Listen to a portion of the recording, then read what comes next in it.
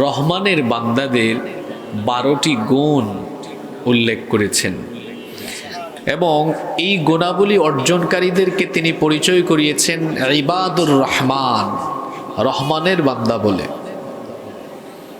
আল্লাহ যিনি রহমানও তিনি। আল্লাহ হচ্ছে আল্লাহ তাআলার জাতি নাম, মূল নাম, সত্তাগত নাম। এটা ছাড়াও আল্লাহ তাআলার আরো অনেকগুলো গুণবাচক নাম আছে না নাই? যেমন আপনি আল্লাহকে ডাকতে পারেন রহমান, তিনি হচ্ছেন রহিম, তিনি হচ্ছেন করিম, তিনি হচ্ছেন মান্নান, তিনি হচ্ছেন গফফার, তিনি হচ্ছেন সত্তার। এরকম আল্লাহ তাআলার 99টা গুণবাচক নাম আছে। নবীজি বলেছেন মান আহসাহা দাখালাল জান্নাহ, যে এই নামগুলো মুখস্থ করবে আল্লাহ তাআলা তাকে জান্নাতে প্রবেশ করিয়ে দিবেন। সুবহানাল্লাহ। এর মানে এই না যে আপনি মুখস্থ করবেন আর একদম সোজা জান্নাতে চলে যাবেন। 99টার নাম মুখস্থ করা তো ব্যাপার না, শুধু মুখস্থ করবেন আর জান্নাতে ঢুকে যাবেন, বিষয়টা এমন নয়। বরং এই নামগুলোর সিগনিফিকেন্স আপনাকে অনুধাবন করতে হবে। এই নামগুলোর সিগনিফিকেন্স কেউ যদি অনুধাবন করে, তাহলে সে ব্যক্তি আল্লাহকে বাদ দিয়ে কোনো জীবিত বা মৃত বাবার কাছে গিয়ে চাইবে না। যদি আল্লাহর এই গুণবাচক নামগুলো কেউ বুঝতে পারে, তো আল্লাহকে বাদ দিয়ে কখনো সে অন্য কাউকে ডাকবে না। এজন্য এগুলো বুঝতে হবে, অনুধাবন করতে হবে। অনুধাবন করে তাওহীদের উপরে আপনি আপনার জীবন পরিচালনা করতে পারলেই আপনাকে জান্নাত যিনি দিয়ে দিবেন, জুড়ে বলেন তো তিনি কে? সূরা ফুরকানের শেষের 15টি আয়াতে আল্লাহ তাআলা তার বান্দাদের গুণ উল্লেখ করে বলেছেন এরা রহমানের বান্দা। আপনি আল্লাহকে যে কোনো নামে ডাকেন, অসুবিধা নাই। আল্লাহর যে গুণবাচক নাম আছে সেখান থেকে যে কোনো নামে ডাকতে পারবেন, কোনো অসুবিধা। এজন্য রব্বুল আলামিন কোরআনুল কারীমের 17 নম্বর সূরা বনী ইসরাঈলের 110 নম্বর আয়াতে বলছেন قل ادعوا الله أو ادعوا الرحمن أيما تدعوا فله الأسماء الحسنى। আল্লাহ তাআলা বলছেন তোমরা তাকে আল্লাহ কিংবা রহমান যে নামেই ডাকো না কেন, তার আছে অনেকগুলো সুন্দর সুন্দর নাম। এই সুন্দর সুন্দর নামগুলো থেকে যে কোনো নামে আপনি আল্লাহকে ডাকতে পারবেন। তার নাম যেমন আল্লাহ, তার নাম আবার হলো রহমান। তিনি হলেন দয়াবান, তিনি হলেন মেহেরবান। আমার আল্লাহর দয়া বলেন তো কম না বেশি? আস্তে বলবেন না, জোরে বলেন, কম না বেশি? সূরা ফুরকানের শেষের 15টি আয়াতে আল্লাহ তাআলা কিছু গুণাবলী উল্লেখ করেছেন, আর এই গুণাবলী অর্জনকারীদেরকে তিনি রহমানের বান্দা বলে আখ্যায়িত করেছেন। এবং এই গুণগুলো উল্লেখ করার পরে আল্লাহ সূরার শেষের দিকে ওয়াদা করেছেন এই গুণগুলো যারা অর্জন করতে পারবে, সেই গুণাবলী অর্জনকারী বান্দাদেরকে জান্নাতের মেহমান যিনি বানাবেন, গলার আওয়াজ বড় করে বলেন তিনি কে? কয়টা গুণ? আরো জোরে বলতে হবে, কয়টা গুণ? 12টা গুণ। এই 12টা গুণ অর্জন করবেন, জান্নাতে তো যাবেনই ইনশাআল্লাহ, তার পাশাপাশি আপনার জীবন বদলে যাবে। এই 12টা গুণ অর্জন করলে আপনি পরিবারে, এলাকায়, সমাজে, রাষ্ট্রে, দুনিয়া, আখিরাতে উভয় জায়গায় সম্মানিত হবেন। সুবহানাল্লাহ। আসলে আমরা কথা না বাড়িয়ে শুরু করি। নাম্বার 1, 1 নাম্বার, রহমানের বান্দারা বেয়াদব হয় না, রহমানের বান্দারা অহংকারী হয় না, অভদ্র হয় না। রহমানের বান্দাদের পরিচয় হলো রহমানের বান্দারা হয় ভদ্র, নম্র, বিনয়ী। সুবহানাল্লাহ পড়েন। আল্লাহ তাআলা শুরু করছেন এভাবে, وعباد الرحمن الذين يمشون على الأرض هونا। রহমানের বান্দা হলো তারা দুনিয়ার বুকে নম্রভাবে, ভদ্রভাবে, বিনয়ের সাথে বিচরণ করে যারা। আমাদের সমাজে এমন বহু মানুষ আছে অভদ্রভাবে অহংকারের সাথে চলাফেরা করে, কত জাতের অহংকার, জ্ঞানের বড়াই করে, জ্ঞানের অহংকার করে, টাকা পয়সা আছে বলে টাকা পয়সার অহংকার করে, বংশমর্যাদার অহংকার করে, ক্ষমতা থাকলে পরে ক্ষমতার অহংকার করে। এই রকম অহংকারী মুডে চলাফেরা কিছু মানুষ প্রত্যেকটা সমাজে কম বেশি আছে না নাই? আল্লাহ তাআলা বলেছেন রহমানের বান্দারা অভদ্র হয় না, এরা বেয়াদব হয় না, অহংকারী হয় না, বরং তারা হয় নম্র, তারা হয় ভদ্র, তারা হয় বিনয়ী। জ্ঞানের অহংকার আপনি করবেন না। জ্ঞান হচ্ছে আল্লাহর নেয়ামত। যারা জ্ঞান পাওয়ার পরে অহংকারী হয়ে যায়, এরা শয়তানের খাঁটি মুরিদ হয়ে যায়। প্রকৃত জ্ঞানী ব্যক্তি কখনো অহংকারী হয় না। জ্ঞানের তিনটা পর্যায় আছে। প্রথম পর্যায় যারা অতিক্রম করে, অর্থাৎ যারা সামান্য জানে, তারা খুব বেশি ভাব নেয়, খুব বেশি অহংকারী হয়। এই জন্য গ্রামের মানুষ বলে খালি কলস নড়ে বেশি। যে ব্যক্তি অল্প জানে তার ভাবসাবও বেশি, সে লোকদেরকে পাত্তা দেয় না, অহংকারী মোড নিয়ে থাকে। এটা উচিত নয়। আপনি জ্ঞানের বড়াই করবেন না। যদি আপনি জ্ঞানের বড়াই করেন, জ্ঞান আপনাকে যিনি দিয়েছেন, এই জ্ঞান ছিনিয়ে নিয়ে আপনাকে মানসিকভাবে বিকারগ্রস্ত পাগল যিনি বানায় দিতে পারেন, তিনি কি? এমন বহু মানুষ ঢাকা শহরে রাস্তাঘাটে দেখা যায়, যারা খুব জ্ঞানী গুণী ছিল কিন্তু হঠাৎ করে পাগল হয়ে গিয়েছে। আল্লাহ তাআলা কি চাইলে সকাল বেলার জ্ঞানীকে বিকাল বেলা পাগল বানাতে পারেন না? অবশ্যই পারেন। এজন্য জ্ঞানের অহংকার করবেন না। টাকা পয়সা আছে বলে টাকা পয়সার অহংকার করা যাবে না, কারণ সকাল বেলার ধনীকে বিকাল বেলার রাস্তার ফকির যিনি বানায় দিতে পারেন, তিনি কি? ক্ষমতা আছে বলে ক্ষমতার অহংকার করবেন না। ক্ষমতা হলো এমন স্বার্থপর এক জিনিস, এটা যতক্ষণ আছে ততক্ষণ দাম আছে, যখন নাই তখন কোনো দাম নাই। যখন ক্ষমতা আছে দেখা যায় এয়ারপোর্টে অবতরণ করলে চামচার কোনো অভাব নাই, এলাকায় আসলে দেখা যায় সামনে পিছনে চামচার অভাব নাই। আর ক্ষমতা যখন চলে যাবে, ক্ষমতা ছাড়া এলাকায় আসলে সামনে পিছনে একটা কুত্তাও নাই। কিন্তু আপনি যদি ক্ষমতা পেয়ে অহংকারী না হয়ে মানুষের সাথে মিশেন, মানুষের সুখে দুঃখে পাশে থাকেন, ক্ষমতা থাকলেও যেমন ইজ্জত থাকবে, ক্ষমতা চলে গেলেও দেখবেন ইজ্জত থাকবে। ক্ষমতা পেয়ে অহংকারী হয়ে যাওয়া, ক্ষমতা পেয়ে অহংকারী হয়ে যাওয়া, এটা হলো ফেরাউনের স্বভাব। ক্ষমতা পেয়ে অহংকারী হয়ে যাওয়া, এটা হলো স্বৈরাচারী স্বভাব, এটা হলো স্বৈরাচারী মোড। ফেরাউনের কথা আল্লাহ কোরআনে বলেছেন সূরা কসাসের মধ্যে, ইন্না ফিরাউনা আলা ফিল আরদ, নিশ্চয়ই ফেরাউন জমিনে উদ্ধতা আরম্ভ করেছিল। অহংকার করে করে নিজেকে সে মানুষের কাতার থেকে বের করে রবের কাতারে নিয়ে ঘোষণা করেছিল, ফাকালা আনা রাব্বুকুমুল আ'লা। সে বলেছিল আমি সবচাইতে বড় রব। সে নিজেকে খোদা দাবি করেছিল। ক্ষমতার অহংকারে নিজেকে মানুষের কাতারে রাখে নাই, রবের কাতারে নিয়ে গিয়ে তাকে যারা রব হিসাবে মানে নাই, স্বীকৃতি দেয় নাই, তাদের উপরে আগ্রাসী মনোভাব নিয়ে হিংস্র হায়নার মতো ঝাঁপিয়ে পড়ে অত্যাচার করেছে, নিপীড়ন করেছে। ক্ষমতার অহংকারে যারা নিজের আদর্শ নিজের মতের বিরোধী লোকদের উপরে হিংস্র হায়নার মতো ঝাঁপিয়ে পড়ে, এরা হলো ফেরাউনের মতো আরেকটা স্বৈর শাসক। ক্ষমতা পেয়ে অহংকার করা যাবে না। রহমানের বান্দারা অহংকারী হয় না, রহমানের বান্দারা হয় ভদ্র, নম্র এবং বিনয়ী। এজন্য আল্লাহ সূরা ফুরকানের মধ্যে রহমানের বান্দাদের গুণাবলী বলতে গিয়ে প্রথমে আল্লাহ ভদ্রতা, নম্রতা এবং বিনয়ের কথা বললেন। আল্লাহ তাআলা বললেন, ওয়া ইবাদুর রহমানিল্লাযীনা ইয়ামশুনা আলাল আরদি হাওনা।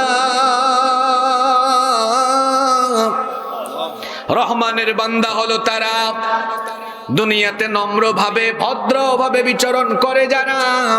আবার আল্লাহ তাআলা কোরআনুল কারীমের 17 নম্বর সূরা বনী ইসরাঈলের 37 নম্বর আয়াতে বলছেন, ওয়ালা তামশি ফিল আরদি মারাহা ইন্নাকা লান তাখরিকাল আরদা ওয়া লান তাবলুগাল জিবালা তুলা।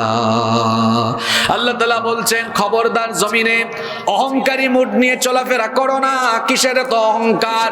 আল্লাহ বলছেন, তুমি তো অহংকারের সাথে মাটির উপরে দাপিয়ে বেরিয়ে জমিনকে ফাটিয়ে দিতে পারবে না। এমন কি অহংকার করে ওয়ালান তাবলুগাল জিবালা তুলা, এমনকি আকাশের উচ্চতায় তুমি পৌঁছে যেতে পারবে না। সাইয়েদনা লোকমান হাকিম তিনি একজন জ্ঞানী ব্যক্তি ছিলেন, তার নামে কোরআনে কারিমে একটা সূরাও আছে। তিনি তার সন্তানকে এমন সুন্দর সুন্দর কিছু নসিহত করেছিলেন, তার সেই নসিহতগুলো আল্লাহর কাছে এত ভালো লেগেছে, এত পছন্দ হয়েছে, আল্লাহ তাআলা তামাম দুনিয়ার মানুষের জন্য সেগুলো শিক্ষণীয় বানিয়ে কোরআনে কারিমে তুলে দিয়েছেন। তিনি তার ছেলেকে উপদেশ দিতে গিয়ে এক জায়গায় বললেন, ওয়ালা তুসাইর খাদ্দাকা লিন্নাস, বাবারে গাল বাঁকা করে অহংকারী মোড নিয়ে মানুষের সাথে কথা বলো না। দেখবেন কিছু মানুষ আছে গাল বাঁকা করে তুচ্ছ তাচ্ছিল্য করে মানুষকে হেয় করে তুচ্ছ করে তারপরে কথাবার্তা বলে। লোকমান হাকিম তার ছেলেকে শেখাচ্ছেন, বাবা তুমি ওভাবে অহংকারী মুডে মানুষকে তুচ্ছ তাচ্ছিল্য করে কথা বলো না। লোকমান হাকিম তার ছেলেকে এই কথা বললেন, খবরদার বাবা এরকম অহংকারী হয় না, কারণ ইন্নাল্লাহা লা ইউহিব্বু কুল্লা মুখতালিন ফাখুর, নিশ্চয়ই আল্লাহ কোন দাম্ভিক অহংকারীকে পছন্দ করেন না। অহংকার করা হলো ইবলিসের স্বভাব, অহংকার করা হলো ফেরাউনের স্বভাব। আল্লাহ তাআলা বলেছেন, এটা হাদিসে কুদসি, আল কিবরিয়া উরিদাই, অহংকার হলো আমার চাদর। যে ব্যক্তি কোনো বিষয় নিয়ে অহংকার করে সে যেন আমি আল্লাহর চাদর নিয়ে টানাটানি আরম্ভ করে। এজন্য খবরদার কখনো কোনো বিষয় নিয়ে অহংকার করবেন না, জমিনে অভদ্রভাবে চলাফেরা করবেন না। যারা ছাত্র আছো, যুবক আছো, তোমাদেরকে বলছি, যারা মোটরসাইকেল চালাও রাস্তাঘাটে অভদ্রের মতো মোটরসাইকেল চালাবা না। ভদ্রতা যেন আজ সমাজ থেকে বিলীন হয়ে যাচ্ছে। আমরা ছোটবেলায় দেখতাম বড় ভাইরা কিংবা চাচারা রাস্তাঘাটে থাকলে ভদ্রতার সাথে বিনয়ের সাথে আমরা রাস্তা দিয়ে যেতাম। এখন দেখা যায় বেশিরভাগ ক্ষেত্রে তার ব্যতিক্রম। বৃদ্ধ চাচা, বয়স্ক চাচা, এলাকার মুরব্বী মানুষ কিংবা এলাকার বড় ভাই, তাদের পাশ দিয়ে দেখা যায় কিশোর তরুণ যুবক ছেলেরা সিগারেটে আগুন ধরায়া বেয়াদবের মতো হেঁটে যায়। এগুলো রহমানের বান্দার বৈশিষ্ট্য নয়। রহমানের বান্দারা হয় ভদ্র, রহমানের বান্দারা হয় বিনয়ী। মোটরসাইকেল চালানোর সময় কিছু ছেলে তো আছে কাইট কুইট দিয়া ডিজে স্টাইলে চালায়, এরকম পোলা পাইন কসবায় নাই? এখানেও আছে। কিছুক্ষণ ডানে মারে, কিছুক্ষণ মোটরসাইকেল অ্যাক্সিডেন্ট বড় মারাত্মক জিনিস। আপনি বেঁচে থাকলে পঙ্গু হয়ে যেতে পারেন, আর মরে গেলে হাত একদিকে, পা একদিকে, মাথার খুলি আরেক দিকে। সুতরাং ভদ্রতার সাথে চলাফেরা করেন, মুরব্বীদেরকে সম্মান করেন। রাস্তায় চলার সময় নবীজি বলেছেন রাস্তার হক আদায় করে চলাফেরা করো। সাহাবীরা বললেন রাস্তার হক কি? নবীজি বললেন রাস্তার হক হলো গদ্দুল বসার, চক্ষুকে সংযত রাখা। রাস্তাঘাটে যারা মেয়েদের দিকে ফেল ফেল করে তাকিয়ে থাকে এরা হলো অভদ্র, এরা হলো লুচ্চা, এরা হলো বদমাশ, এরা রহমানের বান্দা না।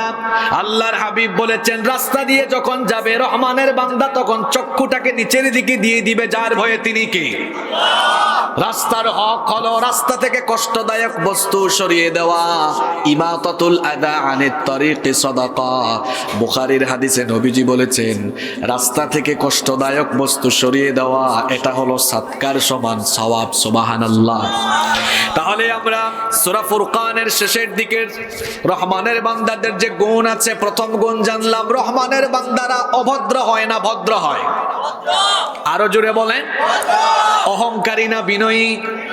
এজন্য আল্লাহ বলেছেন ওয়া ইবাদুর রহমানিল্লাযীনা ইয়ামশুনা আলাল আরদি হাওনা। রহমানের বান্দা হলো তারা দুনিয়ার জীবনে, দুনিয়ার বুকে নম্রভাবে, ভদ্রভাবে বিচরণ করে যারা। আল্লাহ আমাদের সবাইকে তুমি ভদ্র, নম্র আর বিনয়ী বানিয়ে দাও, বলেন আমিন। যে ব্যক্তি বিনয়ী হয়ে যায় তার সম্মান বাড়িয়ে দেন কে? আল্লাহ। নাম্বার 2, রহমানের বান্দাদের দ্বিতীয় গুণ হলো রহমানের বান্দারা হয় সহনশীল, উগ্র হয় না। রহমানের বান্দারা হয় সহনশীল, এরা ফাসিক হয় না, গালির জবাবে গালি দেয় না, মন্দের জবাবে মন্দ, মন্দের জবাবে মন্দ দেয় না, গালির জবাবে সালাম, মন্দের জবাবে সালাম। সুবহানাল্লাহ পড়েন। এই স্বভাবটা তো আমাদের বেশিরভাগ মানুষের মধ্যে নাই। আপনাকে কেউ যদি এসে বলে, জানোস তালতরার আব্দুর রহিম তোরে কি বলছে, এটা বলছে, কই খায় আলামু, কি করবে? খায় আলামু, পাইলে একদম শেষ করে আলামু, এরকম বলে। এটা শোনার পরে অথবা সে শুনেছে তার বিরুদ্ধে একজন বদনাম করছে, আপনি মন্দের জবাব মন্দ দিয়ে নয়, কসবাই যখন মুখোমুখি দেখা তখন বলবেন, ভাইজান আসসালামু আলাইকুম, আসেন একটু দুজনে বসে চা খাই। আপনার এই সুন্দর জবাবের কারণে ও লজ্জায় পড়ে যাবে, আমি কার বদনাম করি, আমি কাকে গালিগালাজ করি, যাকে আমি এত গালিগালাজ করি, এত বদনাম করি, সে তো আমাকে পেয়ে গালি দিল না, আমাকে মারলো না, উল্টা সালাম দিয়ে আমাকে চা খাওয়াতে চাইছে। সুবহানাল্লাহ। এটা হলো আমার নবীর চরিত্র।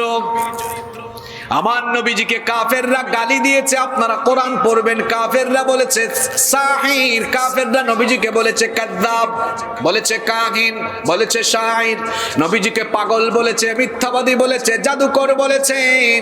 কিন্তু আমার নবী গালির জবাবে একটা গালিও কোনোদিন দেন নাই। আমার নবীকে কাফেররা কষ্ট দিয়েছে, তিনি কষ্ট পেয়েছেন, কষ্ট দেন নাই, দুঃখ পেয়েছেন, দুঃখ দেন নাই। আমরা অনেকে নিজেকে আশেকে রসুল দাবি করি, কিন্তু নবীজির এই গুণটা আমাদের কয়জনের ভিতরে আছে? আপনাকে কেউ কষ্ট দিলে বিনিময়ে পেলে সালাম দিবেন, ভালো ব্যবহার করবেন, এটাই হলো রহমানের বান্দার স্বভাব।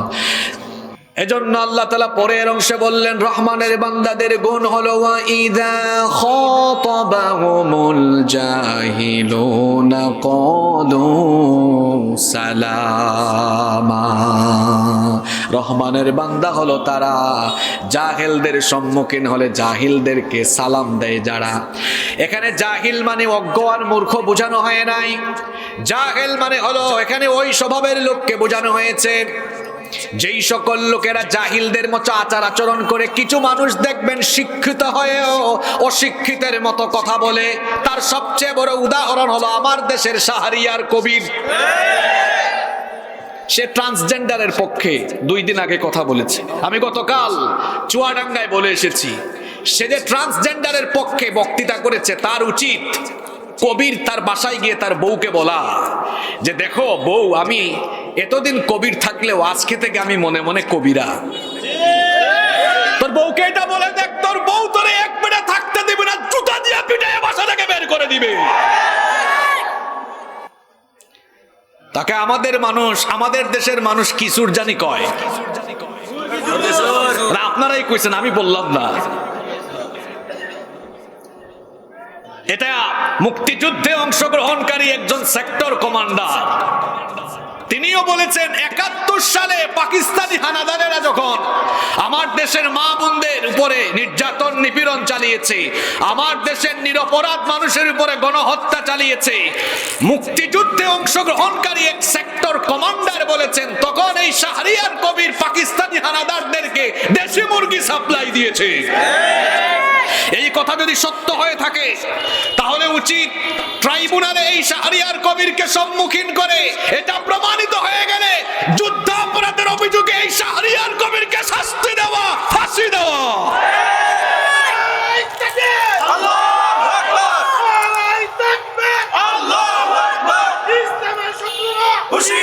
সম্মানিত ভাইয়েরা, আমাকে সময় দেন, এমনিতেই সময় অল্প, কম সময়ে আমি বেশি কথা বলার নিয়ত করেছি, আল্লাহ যেন বরকত দেন, বলেন আমিন। রহমানের বান্দাদের 2 নম্বর গুণ, জাহিলদের সাথে তর্ক করে না। তর্ক করা এটা বড় খারাপ স্বভাব। কিছু মানুষ আছে তর্ক করে, মনে রাখবেন তর্ক আরম্ভ করলে এই তর্কের শেষটা কখনো ভালো হয়। এজন্য রহমানের বান্দারা তর্ক করে না, গালি দিলে সালাম দিয়ে দেয়। আমার নবীকে 40 বছর পর্যন্ত কাফিররা গালিগালাজ করে নাই। সকলেই বলেছে এই আরবের মধ্যে সবচাইতে ভালো যদি কেউ থাকে তারা বলতো মুহাম্মদ, আমরা বলি সাল্লাল্লাহু আলাইহি ওয়াসাল্লাম।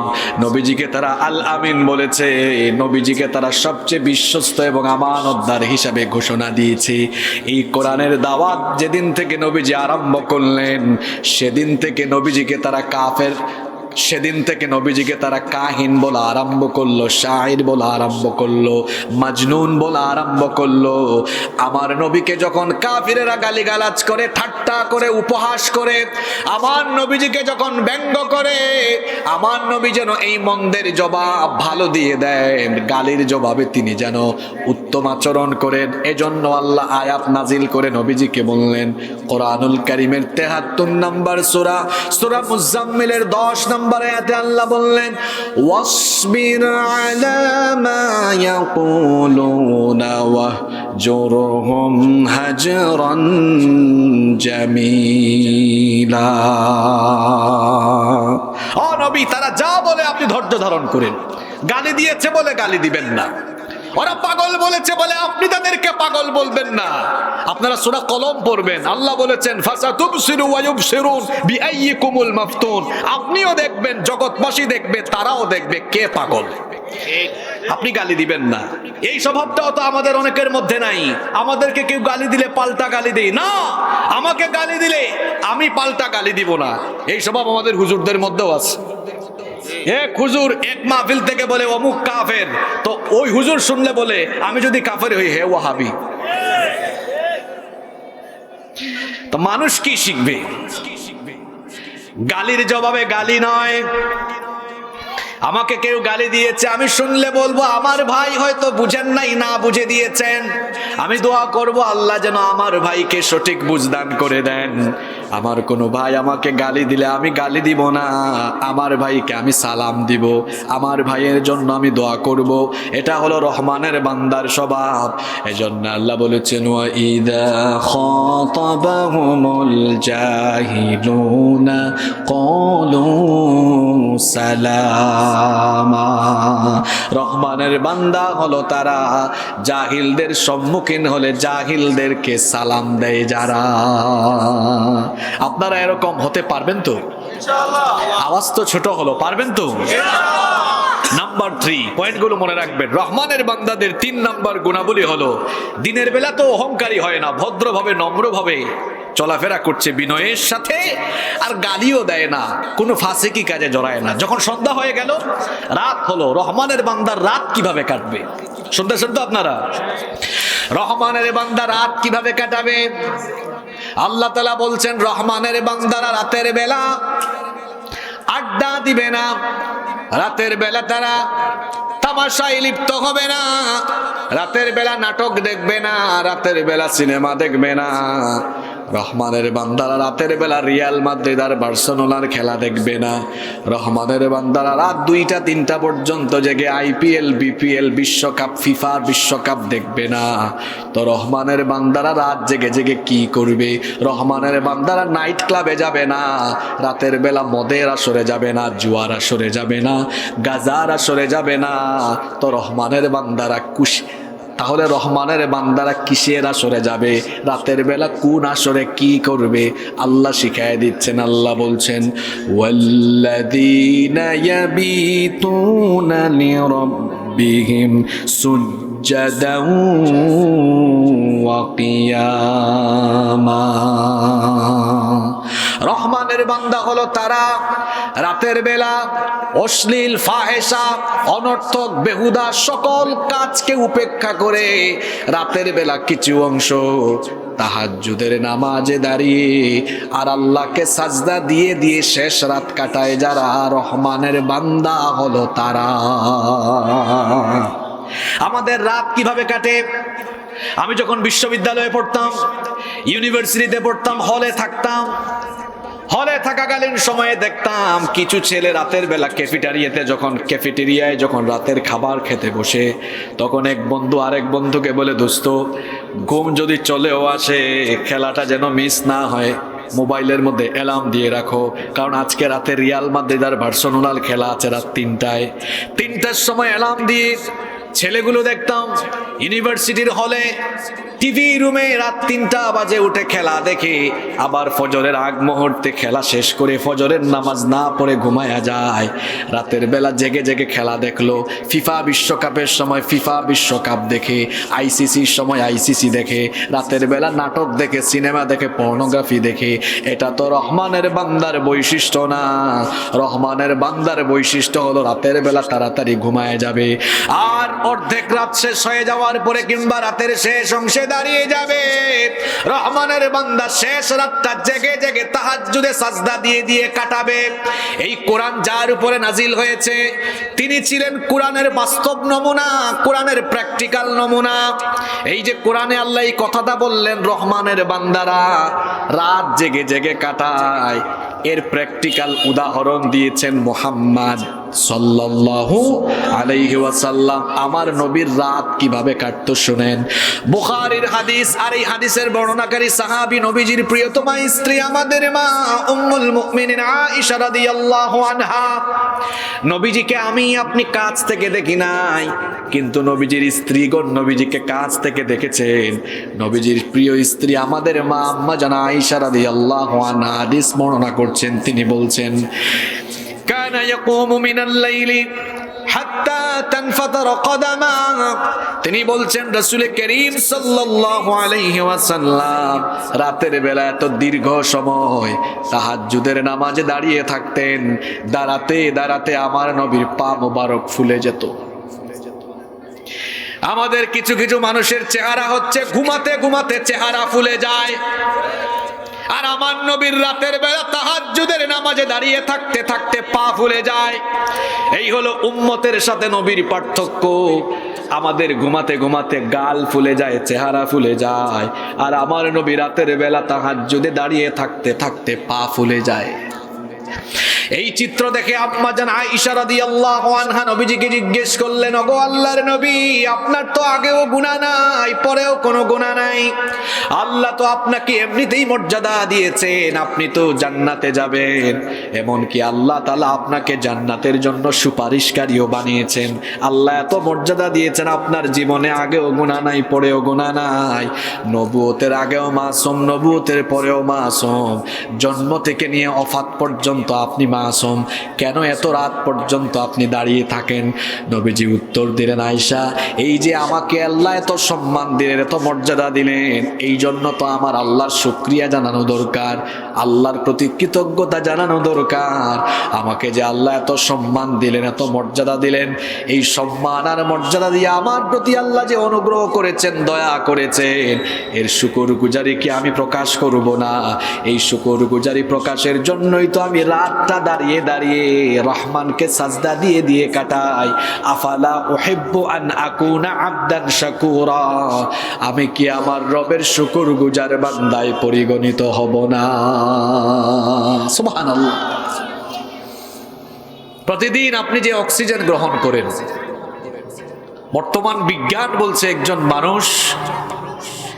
একজন সুস্থ মানুষ প্রতিদিন বেঁচে থাকার জন্য 550 লিটার অক্সিজেন গ্রহণ করে।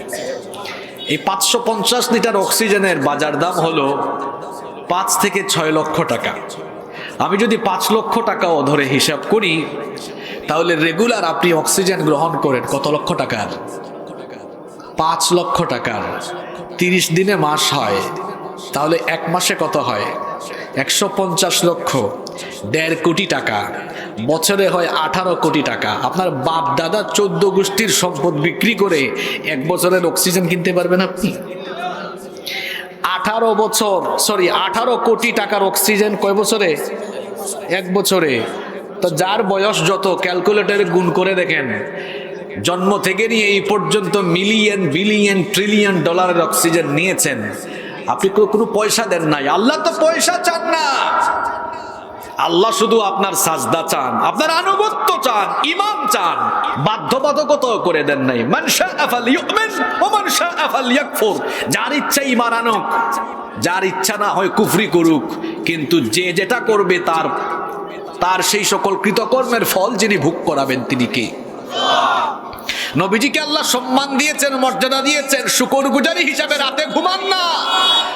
আর আল্লাহ তাআলা আপনাকে সৃষ্টির শ্রেষ্ঠ জীব বানিয়ে ঈমানের নেয়ামত দিয়েছেন। আল্লাহর দেওয়া অক্সিজেন প্রতিদিন 5 লক্ষ টাকার গ্রহণ করেন, 5 বার মসজিদে গিয়ে সাজদা দিতে পারেন না। আপনার মতো নাশুকর বান্দা আসমানের নিচে জমিনের উপরে আর নাই। শুধু কি তাই? সময় তো কম, নইলে আরো কত কথা বলা যেত। এই যে আপনি হাঁচি দেন, হাঁচি দেন না আপনারা? হাঁচি মারেন না?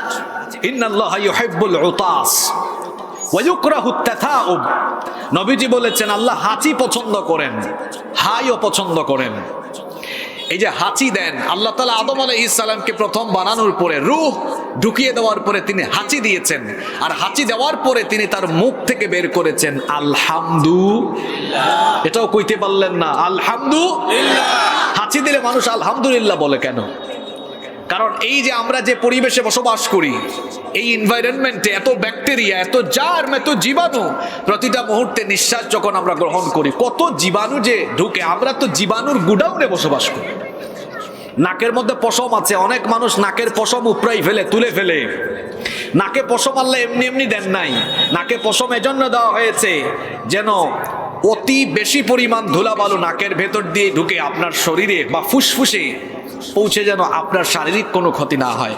এজন্য নাকের পশম বেশি উঠাতে যাবেন না। যদি লম্বা হয়ে বাহিরে চলে আসে তো একটু সাইজ করেন, কিন্তু একদম উপরে ফেলা আরম্ভ করিয়েন না। এটাও আপনার জন্য জরুরি, দরকার। এর জন্য দিয়েছেন কে? এই যে আমরা নিঃশ্বাস গ্রহণ করছি, আমাদের ভেতরে কত জীবাণু চলে যাচ্ছে। এই জীবাণুগুলো তো বের করার ব্যবস্থা করা দরকার। যদি এই জীবাণুগুলো বের করা না হয় আপনি অসুস্থ হয়ে যাবেন, আপনি বেঁচে থাকতে পারবেন না। এজন্য আল্লাহ তাআলা হাঁচির ব্যবস্থা করেছেন। যখন বান্দা একবার হাঁচি দেয়, বিজ্ঞানীরা বলেছেন, চিকিৎসা বিজ্ঞানীরা বলেছেন, মানুষ যখন হাঁচি দেয় তখন নাক দিয়ে 160 কিলোমিটার বেগে বাতাস নির্গত হয়। কিন্তু সুবহানাল্লাহ কইতে পারলেন না? কেউ মোটরসাইকেল ড্রাইভার ভাইরা, মোটরসাইকেলের গতি কত আপনারা চালান? আপনারা বলেন কত? 60 বা 80, এর বেশি মনে হয় এই এলাকায় উঠানো যায় না। আর আপনার হাঁচির সময় বাতাস বের হয় কত মাইল বেগে? 160 মাইল বেগে। চিকিৎসা বিজ্ঞানীরা বলছেন মানুষ যখন একবার হাঁচি দেয় তখন তার ভেতর থেকে 3000 থেকে 6000 রকমের ব্যাকটেরিয়া বা জীবাণু একসাথে এক হাঁচিতে বের হয়ে যায়। যদি আপনার এই এত হাজার হাজার জীবাণু মেডিকেলে গিয়ে, হাসপাতালে গিয়ে বের করা লাগতো, প্রতি সপ্তাহে বা মাসে যদি এক দুইবার এগুলো সাফ করা লাগতো, হাজার হাজার লক্ষ লক্ষ টাকা খরচ হতো। হাজার হাজার লক্ষ লক্ষ টাকা খরচ হতো। আপনার হাজার হাজার লক্ষ লক্ষ টাকা খরচ করা লাগে না। আল্লাহ একটা হাঁচির ব্যবস্থা করে দিয়েছেন, এক হাঁচিতেই কাম সারা। সুবহানাল্লাহ। এত নেয়ামত আল্লাহ দিয়েছেন, হাঁচিটা নেয়ামত। এত নেয়ামত আপনার শরীরেই আছে। এই শরীরটা কি আল্লাহর সামনে ঝুঁকাতে, কপালটা নত করতে আপনার এত মুড কিসের, এত ভাব কিসের? মসজিদ তো কত সুন্দর আমাদের। নবীজির সময়ে মসজিদগুলো ছিল কাঁচা, মুসল্লি ছিল পাকা। এখন বেশিরভাগ মসজিদ পাকা, মুসল্লি কাঁচা। ওয়াজ মাহফিলে প্যান্ডেলের ভিতরে মানুষের জায়গা হয় না। মসজিদের জামাতের সময় মুসল্লির অভাবে মসজিদের আহাজারি আর আর্তনাদে দেখা যায় অবস্থা খারাপ। কথা বাস্তব না অবাস্তব? তো বলছিলাম আপনার তো 5 ওয়াক্ত নামাজেরই খবর নাই, আপনি রাত তাহাজ্জুদে কাটাবেন কেমন? 5 ওয়াক্তের নামাজও ঠিক করেন, পাশাপাশি রহমানের বান্দা। তার গুণ হলো রাতের বেলা সারা রাত ঘুমায় না, ঘুমাতে ঘুমাতে চেহারা ফুলায়া দেয় না। যত মানুষ আল্লাহর প্রিয় বান্দায় পরিগণিত হয়েছেন তাদের সিক্রেট আমল হলো তাহাজ্জুদের নামাজ। আমাদের পূর্বসূরি অনেক বড় বড় বুজুর্গ প্রত্যেকের আমল ছিল তাহাজ্জুদের নামাজ। এই তাহাজ্জুদের নামাজ এটা আপনাকে প্রশংসিত জায়গায় নিয়ে যাবে, কারণ আফদালুস সালাতু বাদাল ফারিদাতি সালাতুল লাইল, ফরজ নামাজের পরে আল্লাহর কাছে পছন্দের নামাজ হলো তাহাজ্জুদের নামাজ। এজন্য আল্লাহ বলছেন, আল্লাহর প্রিয় বান্দাদের বৈশিষ্ট্য, মুত্তাকিদের বৈশিষ্ট্য হলো তাতাজাফা জুনুবুহুম আনিল মাদাজি'i ইয়াদউনা রাব্বাহুম খাউফান ওয়া তামাআ ওয়া মিম্মা রাযাকনাহুম ইউনফিকুন। আল্লাহ বলছেন মুত্তাকিদের বৈশিষ্ট্য হলো রাতের বেলা তাদের পিঠ বিছানা থেকে উঠে যায়, সারা রাত বিছানায় পিঠ থাকে না। রাতের একটা অংশ বা রাতের শেষ অংশটা বিছানা থেকে পিঠ আলাদা হয়ে যায়, আর তাহাজ্জুদে দাঁড়িয়ে দাঁড়িয়ে যাকে তারা ভয় এবং আশার সাথে ডাকে, জুড়ে বলেন তিনি কি? আল্লাহ তাআলা অন্য আয়াতে বলেছেন, কানু কলিলাম মিনাল লাইলি মা ইয়াহজাউন। আল্লাহর প্রিয় বান্দারা রাতের বেলা কম ঘুমায়, বেশি ঘুমায় না। আমরা মনে করি বেশি বেশি ঘুমালে চেহারা বেশি ভালো থাকে না, বেশি বেশি ঘুমালে চেহারা ভালো থাকে না। বরং বুজুর্গ ব্যক্তিরা পূর্বসূরীদের ইতিহাস পড়বেন, এরা ঘুমাতেন রাতের বেলা সর্বসাকুল্যে 1 থেকে 2 ঘন্টা, কিন্তু চেহারার দিকে তাকালে মনে হতো চেহারা থেকে নূর ঝরছে।